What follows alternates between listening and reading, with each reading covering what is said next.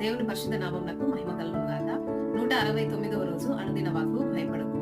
అపోస్తుల కార్యములు 24వ అధ్యాయము 10వ వచనంలో ఫేలిక్సు అనే అధిపతి మాటలాడుమని పౌలునకు సైగ చేయగా అతడిట్లనెను, తమరు ఎన్నో సంవత్సరముల నుండి ఈ జనమునకు న్యాయాధిపతులై ఉన్నారని ఎరిగి నేను ధైర్యంతో సమాధానము చెప్పుకొనుచున్నాను అని పౌలు గారు అధిపతితో మాట్లాడుచున్నారు.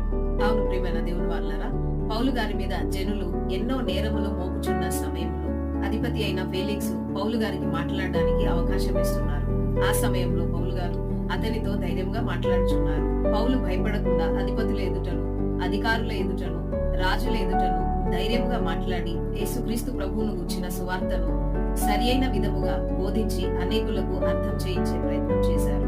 అలాగే మన జీవితంలో కూడా దేవుని యొక్క వాక్యమును సరిగా అర్థం చేసుకుని అనేకుల ఎదుట సత్యమును ధైర్యంగా మాట్లాడుటకు దేవుడు మనలందరినీ బలపరిచినాడు.